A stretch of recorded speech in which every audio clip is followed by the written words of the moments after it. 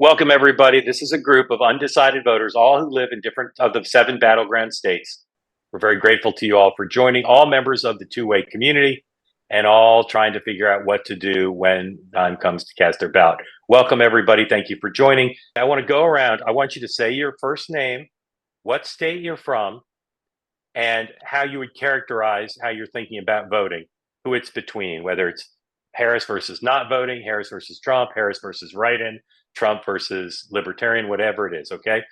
My name is Kim. I'm from Pennsylvania, and I'm choosing between Harris and Trump. Okay. Sue. My name is Sue. I'm from North Carolina, and I'm choosing between Harris and Trump. Okay. Ellen. My name is Ellen. I'm from Arizona, and I'm choosing between Nikki Haley and Harris. Okay. Steve. Steve from Georgia and choosing between Trump and Harris. Nick. My name is Nick. I'm a Michigan voter, and I'm waiting for either Trump or Harris to convince me to get off the sideline. Mark. My name is Mark. I'm from Georgia. I decided after the last debate not to vote for either candidate. Lauren. My name is Lauren. I'm from Wisconsin, and I'm between Harris and Trump. And Jamie. Hi, I'm Jamie. I am from Nevada, and I am choosing between Harris if she gives me a reason to vote for her or leaving it blank. Kim, I want to start with you and ask you, why are you undecided? I hear from people all the time. They say, how could anyone be undecided? It's so clear. Why are you undecided? Because I honestly don't like either candidate for different reasons. Trump is offensive and represents everything that I don't believe in. And Kamala Harris, for me, is inexperienced and unprepared, I think, at this point in time. So I'm trying to figure out, is it better to vote for the lesser of two evils, in my opinion, or do I not vote, although I feel like I would be throwing my vote away, or do I write in another candidate? So I just don't know what I'm going to do. Kim, Why are other folks undecided? Go ahead. Yeah, Steve. I was gonna say I feel many of the same things that Kim does. I would add that I think I look at Trump and I see him as a dangerous personality. It's a personality that's dangerous for our country. I look at Harris and I think her policies are dangerous for the country, and that makes it very difficult to make a choice. Yeah, I think for me, kind of like Steve and Kim said, what I worry about with Trump is the divisiveness in this country. I'm concerned about the direction that things are going and the role that he plays in driving a wedge in between people in this country. And then on the other side, I have not been impressed and frankly quite disappointed with a lot of the policy decisions over the last 4 years. And I'm just concerned that it's going to be a continuation of much of the same, even though she's kind of said differently. Biden started out a little bit center, and then he ended up moving pretty far left once he was in office. So I worry about that. With regards to Trump and with Harris, she just to date hasn't given me a reason to vote for her. Every time she gets asked a question, it gets right to the stump speech or goes off on a tangent or doesn't answer the question directly. So while I find Trump enraging, I find that she's almost insulting my intelligence, thinking that I'm not gonna see through that. I can't agree more with you. I feel insulted by her in some ways. I feel like this is her election to lose because I do think there are a lot of people who are over Trump and frustrated, and just as you said, he's just dividing the country. But at the same time, I feel like, especially at the debate, I feel like Kamala went and did the same thing that he's been doing. And it is insulting, I think, to voters who don't know what to do. And she's not saying or making us feel any more confident in her. And it's very frustrating. Sue, I want to talk about the economy and start with you. Yes, sir. If you think about Donald Trump based on his presidency, based on what he said as a candidate, what would you say is his kind of theory of the case about how to be a good steward of a good economy? What is Trump for when it comes to the economy as you think about it? The thing that would lead me his direction would be energy. I think that's, and with my husband having a business background and an energy background and seeing contracts and it is the core of everything. And when inflation Right. goes So- up and everybody's paying for bread and milk, it's because that's what they're paying to have it shipped there. So Trump believes in it, just to summarize, if I'm doing it right, you tell me. Part of Trump's economic theory is find a way to get more energy production, lower energy prices, and that helps build through the economy. So that's one, energy. What's something else somebody could name that's part of Trump's theory of the case about how to grow the economy besides lower energy prices? Tariffs. He's talked a lot about tariffs, and there's been a lot of discussion about that, what the effect of tariffs would have on the economy, whether the tariffs themselves would drive inflation. So that's been okay. That's one in the debates. So I also heard somebody say deregulation. So more energy production, lower energy prices, deregulation, tariffs. Anybody have anything else to add to that? Lower taxes. Yeah. Lower taxes. All right, so that's 4. Now let's go to Jamie. What would you say for Kamala Harris? What would you put in her list of, say, 4 things about a theory about how to grow the economy? Well, if I understood what an investment or an opportunity economy was, I might say that. But other than that, I'm not really sure. Okay, who's got something to say about what Kamala Harris's theory is about how to grow the economy? The only thing I've heard Kamala say about the economy, and I'm trying to remember honestly everything that she's ever said, that I've heard, is about a $50,000, I think it's a tax break for small businesses, which sounds nice, aside from the fact that I'm not sure what experience she has in small business. I'm sure what experience she has in business. Right. Full stop. Okay, so that's one proposal. I don't think she's been real clear on really what she would do outside of some of like the taglines. But I think really what it kind of boils down to, and the things that she has said, is that it's going to increase government spending in one way or another. So there's going to be what she calls an investment, but the government's going to spend more money. Right. Exactly. I want to ask a more specific question about the economy and their 2 positions. But does anybody else have anything they can think of that you think, whether it's a specific policy or just a general philosophy like deregulation? Go ahead, Ellen. She talked about not raising taxes for people earning over $400,000, which, and she put that as part of her tax cuts, which that's not really a tax cut, that she wouldn't raise your taxes. So she hasn't been clear on anything, like really specifically clear. Okay. Think about the 2 candidates, Trump and Harris, regarding the economy. I want to ask you, but show of hands, I'll give you a choice of Trump or Harris or no difference. Who would you consider to have economic views that are more mainstream? And who would you consider to have economic views that are more out of the mainstream? Okay. So I'm going to ask you about who's more mainstream. Okay. Whose economic views are more mainstream in America? Trump or Harris? Raise your hand if Harris's economic views you think are more mainstreams than Trump. Harris's economic views are more mainstream. Okay. And raise your hand if you think Trump's economic views are more mainstream than Harris. Raise their hands, keep them up. All right. So that's Steve, Lauren. All right. So everybody but Mark and Ellen. All right. Hands down. So Mark and Ellen, you think neither of them are more, or Mark, you say neither of them? No, I'm sorry, Mark. I raised my hand for Trump. I think he's more mainstream in terms of his approach. All right, let's do it again, just so I'm sure. Raise your hand and keep it up if you think Trump's economic views are more mainstream than Harris. Raise your hands and keep them up. No, All right. So everybody thinks that. Okay. Hands down, please. Okay.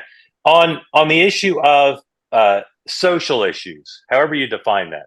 Okay. On the issue of other issues involving education, abortion, gay rights, whatever issues you want to include there.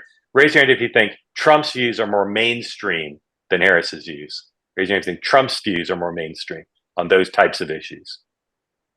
Okay. 4 of you. Okay. And raise your hand if you think Harris's positions are more mainstream in that big one. Okay. So 4 and 4. Now, overall, last question on this.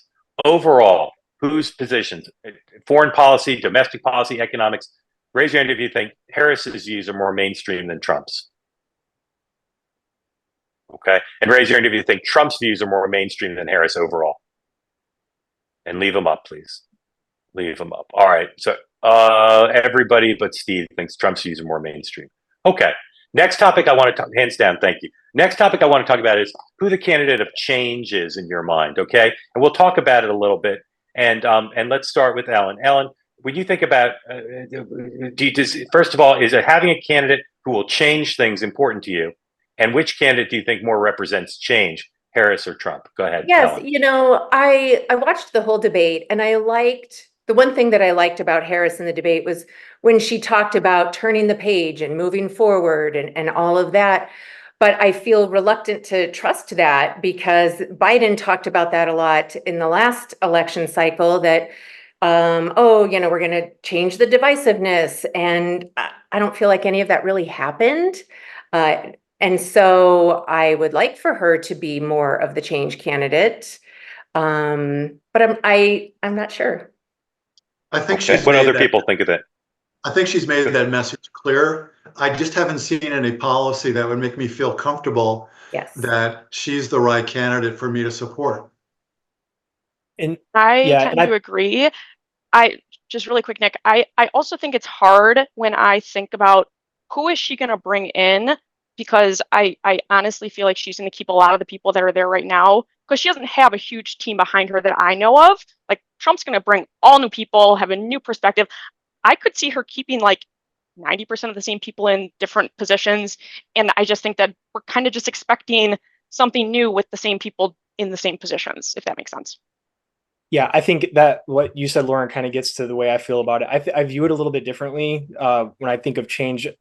I think a lot of what America wants is something that's like not so establishment. So I think that like with either of these candidates, at least what we saw with Trump the first time is that he surrounded himself with a ton of establishment people. So even though he was sort of like the populist pick, you really just got a lot of the same, or he was just swimming against the tide because of so much of the establishment influence there. So it's probably not the answer you're looking for, but I don't think there is a change candidate, on any of the tickets. I I agree agree with with that. Okay. Yeah, Absolutely. I think from my and I don't mean to veer off topic a bit, but I think that's an important statement. I don't think either one is really a change. I would much prefer if the candidate positioned themselves as I'm the serious candidate. I'm going to be serious about getting these three things done, and if that involves some sort of change, great. But I don't. I think both of them are seriously unserious. I want to ask you about Vice President Harris first. And I want you to tell me in one or two words what your biggest worry is. If she's elected president, one or two words, what's your biggest worry about her as president? Okay. One or two words. What's your biggest worry? Kim. Her inexperience. far left policies. Okay. Ellen. Unknown policies. Okay. Steve. Too liberal. Okay. Nick. To establishment. Mark. Unproven. Yeah. Lauren. Our left. Okay. And Jamie. Unserious. Okay. Same question about Donald Trump. If he's president again, one or two words, what's your biggest worry? Kim. His ego.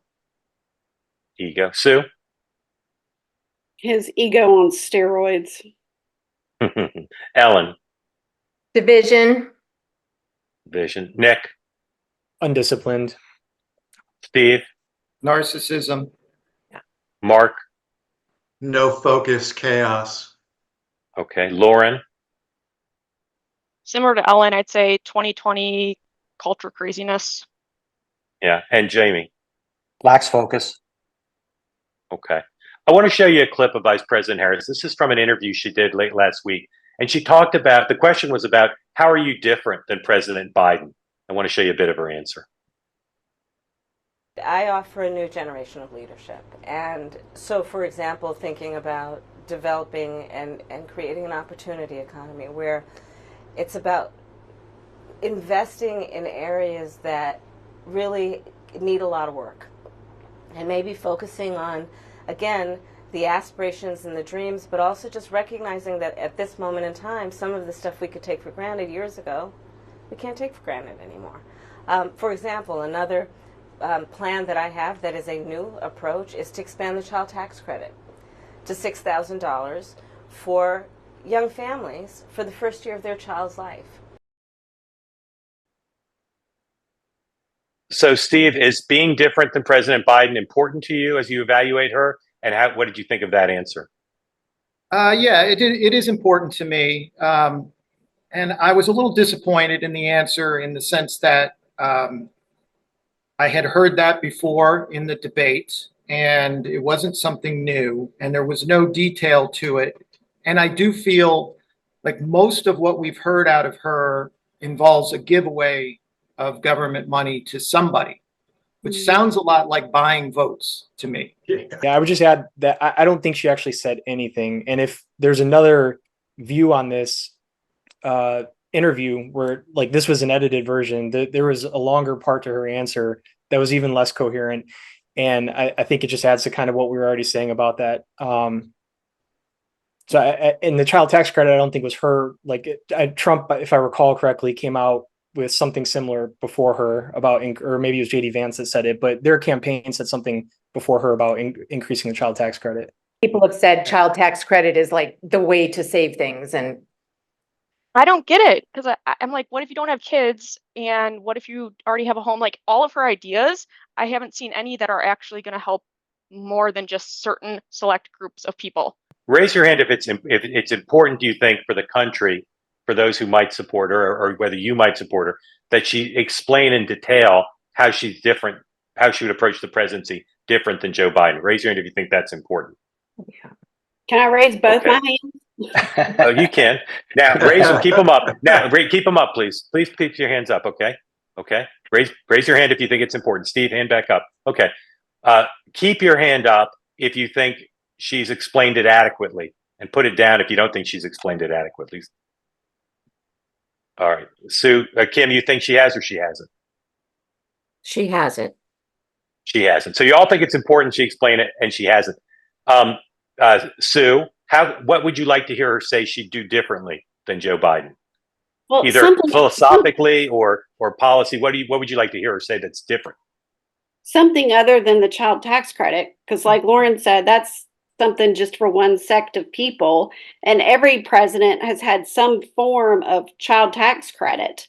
So I'd love her to just explain, her views were, when she was running against Biden in the primary, were very different from his. So now they're supposedly closer to his.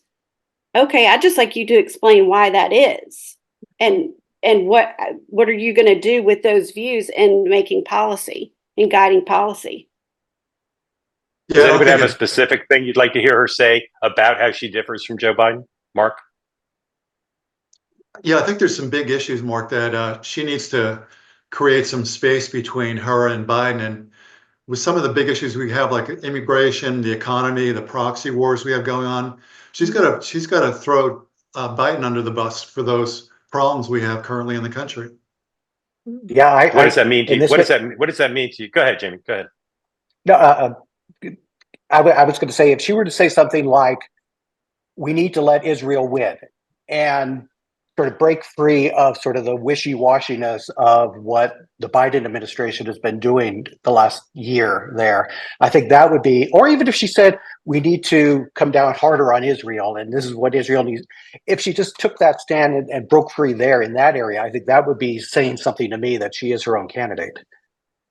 I think that it's just that she's lukewarm. Jamie, to your point, it's like she's lukewarm on every topic. Like, either be like pick your lane and go with it. Don't kind of just say everything you need to say wherever the conversation goes, to make sure you're not getting anybody mad, because we need to, I mean, if we're going to vote for you in T-minus like less than 2 months, we need to know what you stand for. And I really don't feel like she wants us to know, which is very concerning to me.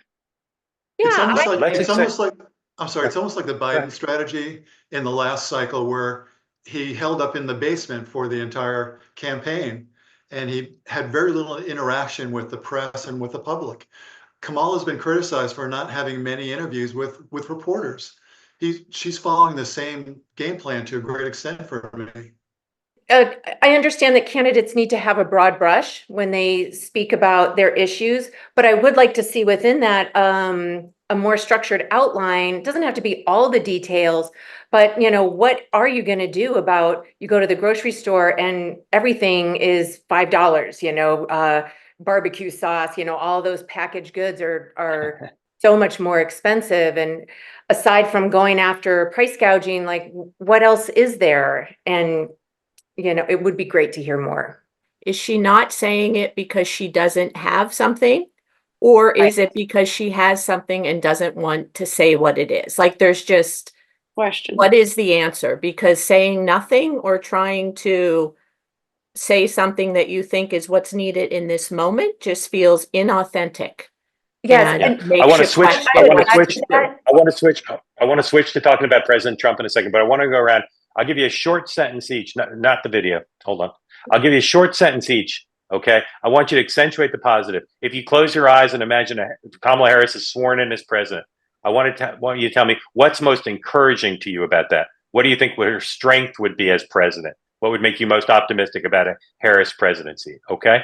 One sentence, short sentence. Jamie, what's her strength to be as president? I think her strength will be someone who is more calming than Trump and someone who perhaps will put some meat to the bones of what she means by turning the page. Okay. Lauren, what would be her strength as president? New generation. Mhm. Okay. Mark? Yeah, this is a tough question for me. I would say her age and her energy. And that's really all I can come up with. Okay, that's good. Steve? I'd say she probably will be nicer than Trump, and she may listen to experts more than Trump would. Yeah. Okay. Ellen? I would hope to see her turn the page like she Yeah. talks about. I'd like to see that Nick? happen. Thank you. Nick? I think like a lot of the other folks here said, I think it opens a new opportunity. Hopefully she would bring some smart people in, some credible people in, and it would kind of set the country on a better path. I think one of her strengths would be she is a strong alpha female, and I think that would help her in that position. Okay, good. Kim? I think just her talking about what's ahead, forward looking, I think she won't be divisive when she speaks, and that will, as others said, be calming to some degree for the country. Okay. Let's talk a little bit about President Trump, and let's look at the answer from the debate that I think's gotten the most attention, or at least a lot of attention. In Springfield, they're eating the dogs, the people that came in. They're eating the cats. They're eating the pets of the people that live there.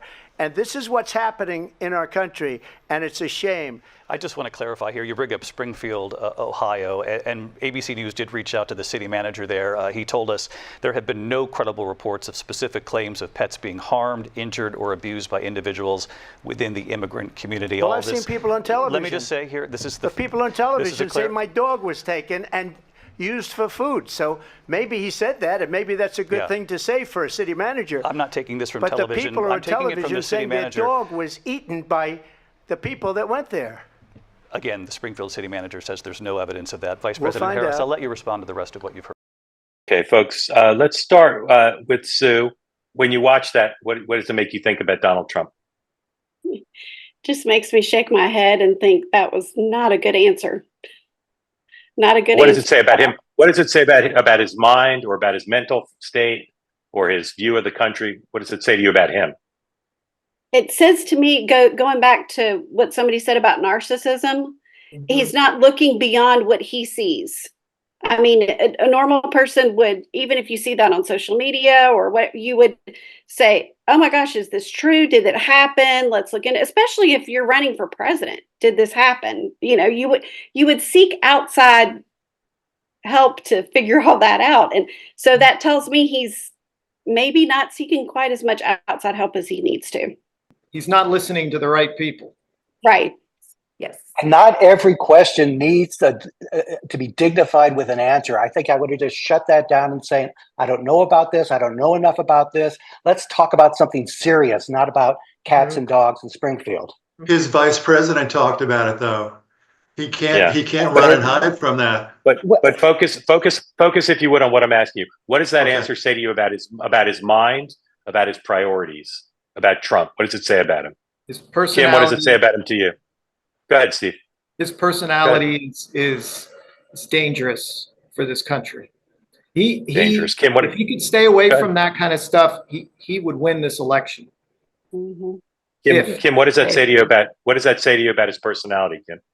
It makes, I don't know, it just makes him look like a fool. And not anything that is surprising, but it's like, really, to Steve's point, if he would just learn to focus on what he needs to, he would win easily. But it's this stuff like that that just makes him look like an idiot. You Just know, I would say, I mean, he's so undisciplined, and I feel like his playbook is so easy to read. And that debate, Harris just ran every play in his playbook, and he just fed right into it. And it's so concerning that, because what world leader also has his playbook and is also knowing how to, you know, encourage him in one direction or another. So it's just so concerning. He's got a Twitter mindset. So whatever's, the immediate thing, he'll react to it, and little more than that. So it sounds like his temperament is reactionary, and he sounds increasingly online. To me, he sounded unhinged and desperate to try to attach another negative to illegal immigration. That you let them across the border, they're going to eat your dogs and cats. It's crazy. Which you don't need. Mark, to your point, he didn't need to even go there. Like, there are so many actual issues with illegal immigration in our country that you don't need to go to the part that if you say it, it's just going to make everything else you say irrelevant, because everyone's going to have their jaw on the floor that you just said what you said. Just stick to the facts, because they're honestly scary enough, in my opinion. But that's the point. Yeah, that's the point. And I think my answer is that it showed us, it reminded us what little impulse control he has. And if you extrapolate that across the different types of like situations that he might find himself in, where he needs to make decisions, on bad information, or just, someone around him is spewing too much hyperbole, it's, can be bad.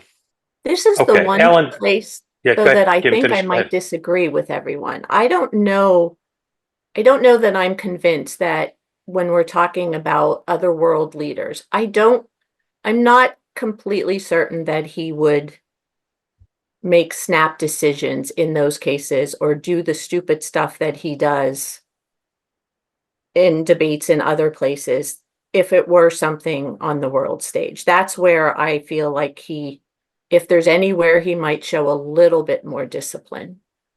Ellen, I want to start with you.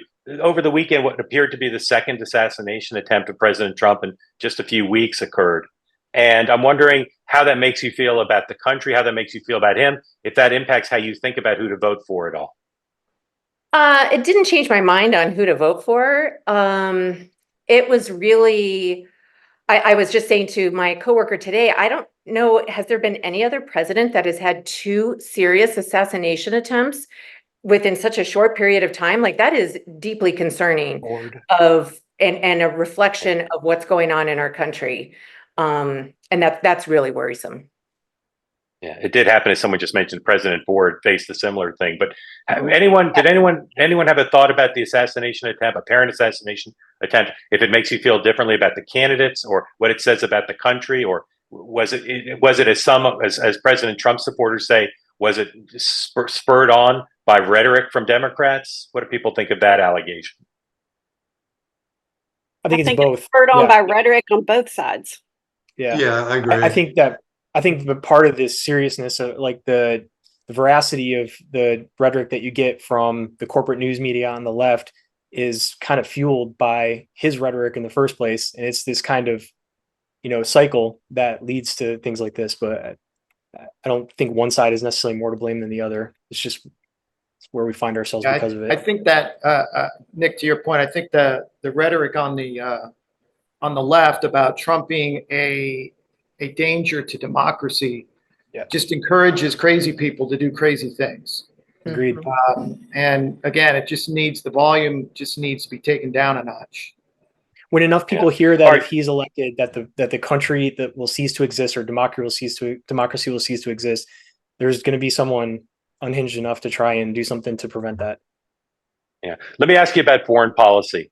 And just imagine a situation where it's the proverbial 3 a.m. phone call, and the president of the United States needs to make a decision about confronting China or Russia or Iran or some adversary and exercise good judgment and toughness.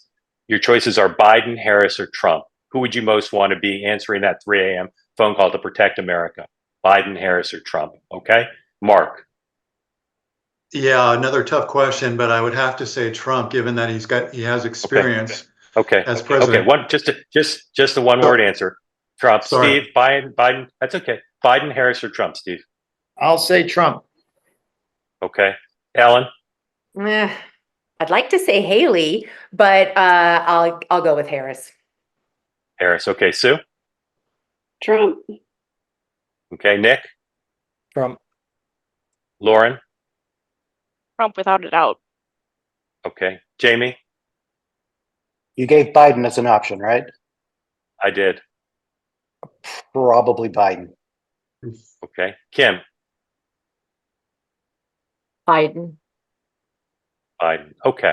And let me go back to Jamie and Kim. If your choices are just Trump and Harris, who would you say? Jamie. Trump if he has Tom Cotton nearby.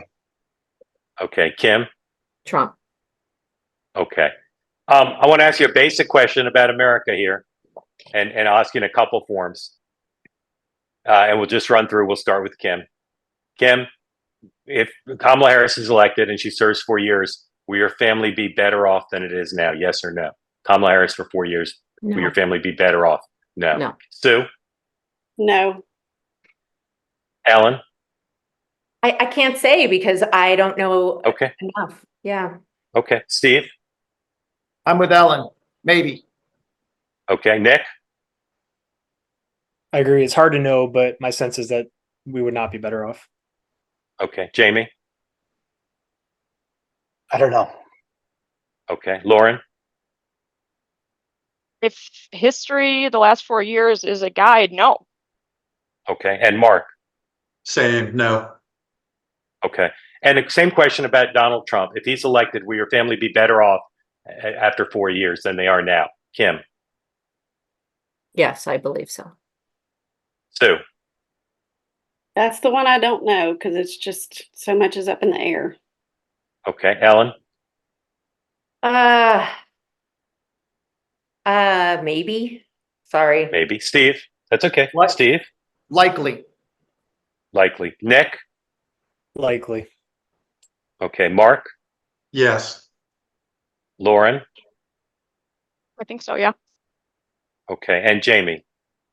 Seemed like every day under the first Trump administration, I was waiting for the boom to get lowered, and then finally got lowered with COVID. So I just don't know how it would be. When you think about your family's personal finances, raise your hand if you're better off now than when Joe Biden and Kamala Harris took office. Raise your hand if your family's personal finances are better than when Joe Biden and Kamala Harris took office. Raise your hand. Okay. And raise your hand if your family's finances, Ellen is yes. Raise your hand if your family's finances are worse off over the last 4 years. Raise your hand if your families are worse off. All right. So everybody else is equal. No change. Steve, Lauren, Jamie, Kim, no change. No change. Correct? No change. Okay. Lastly, I want you to tell me who's going to win and why. And if you don't know, you can say that. Who's going to win and why? Short answer, not a super long answer, just like a sentence or two. Who's going to win the election and why? Ellen. I don't know. It's too close. Okay. Steve. Harris, because Trump won't get disciplined. Mark. I think Harris, because the mainstream media is going to get behind her big time. Okay. Lauren. Trump, safety, economics, immigration. Nick.